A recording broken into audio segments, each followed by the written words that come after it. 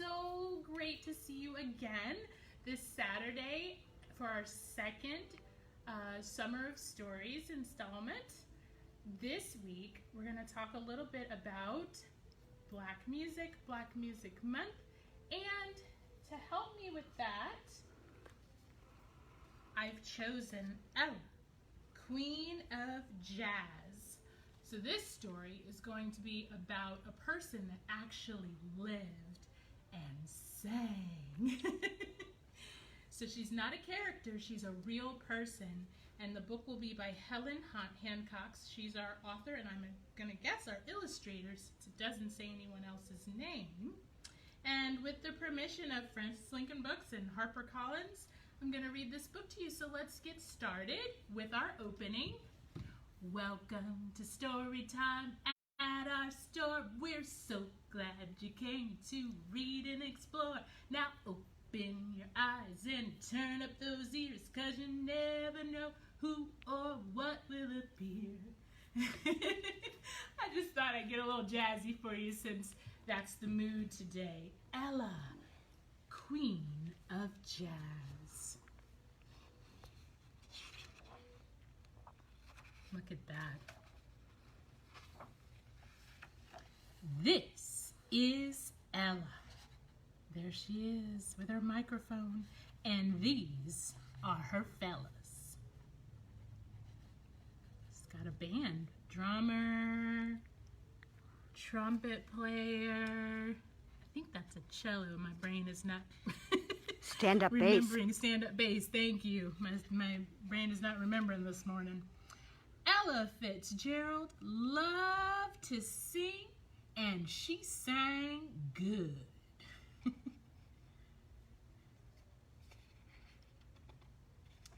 Before long, Ella was taking her music up and down the country. It was a crazy time, and Ella was on her way up. Look at all those little records she's got there. And posters. I think those are really posters. But Ella and her band weren't welcome everywhere. All these no's. Ella was black, and some folks didn't want her singing in their club, including the biggest joint in town.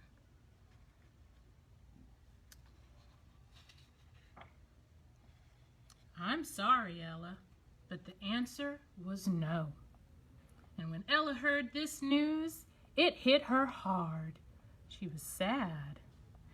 "That's it, fellas," she said. "Maybe we're not destined for the big time." Oh, she got a little discouraged. But the magic of Ella's music had reached out to people all over and helped her to make friends she didn't even know she had, including one very special lady. Wonder who that could be. Look, she reached out to people of all colors.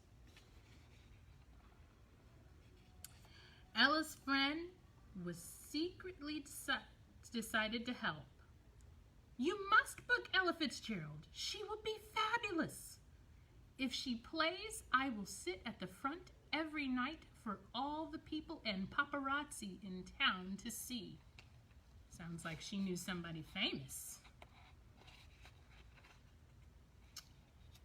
She could be pretty persuasive, and not long after, Ella had a call. Look at the telephone. That's what telephones used to look like.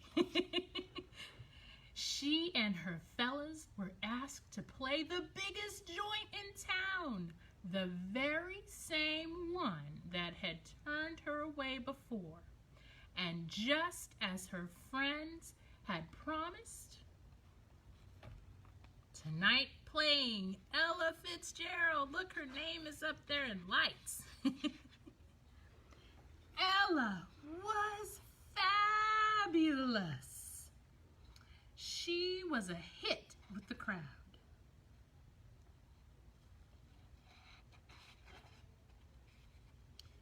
and so was her friend. Oh, Marilyn Monroe, this one is for you. You'll have to ask Grandma and Grandpa, maybe Mom and Dad, about who Marilyn Monroe is, but she was a pretty famous actress and singer in her own right.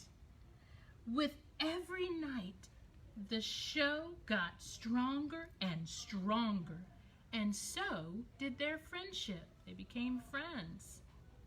With all of Hollywood flocking to see them, Marilyn and Ella discovered that a little courage could go a long way.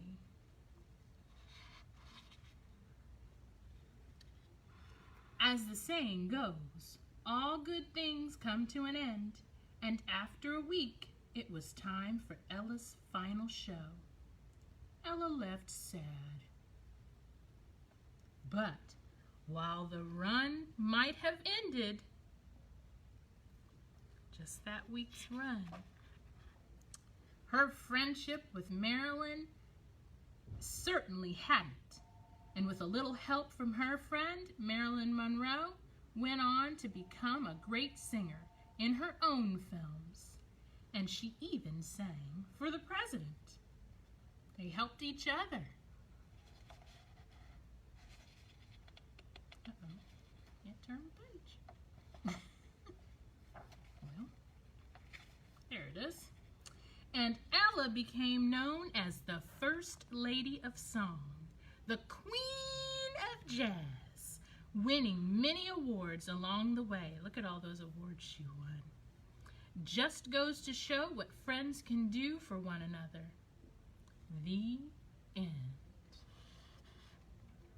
I want to show you the back page because this gives us a little bit more history about Ella and about Marilyn and a picture of them as friends.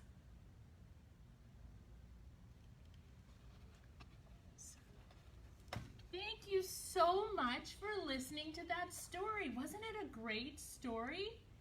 And wasn't it great that her friend, even though she was a different color, stood up for her and helped her, and she helped her back, because that's what friends do, right? Whether or not we all look the same. So, I wanted to show you one more book. I'm not going to read it. This is another one about jazz, and this one is a little interactive, so you can actually push the pieces and hear a little bit of scatting and some of the instruments that they use for jazz, and it's a lot of fun, so you should come to the store and check it out. But I want to make time for our craft today, which is pretty special. So if you picked up your Storytime craft kit, you can get out all of your pieces. If you didn't, it's still here at the store and will be here for you to pick up whenever you're ready. You should have one sheet of red paper. I got a shaped piece of black paper. I'm quite sure is a cloud. And a shaped piece of brown, kind of looks like a face. A music treble clef, and a piece that says jazz. And what I'm gonna do is just with a simple glue stick, I'm going to take the piece of brown and glue it down anywhere I want to. You guys always use your great imaginations. And then I'm going to glue the piece of black on top, and look, it's hair, so it's a face. It's a whole head.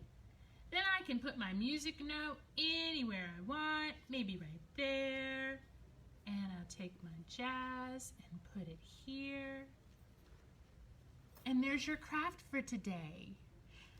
Also, remember that if you got your passport, today is 6/6, June the 6th, and you're going to color this one red so that you can stamp your passport. And don't forget that at the end of the summer, you need to turn this in so you can win a prize.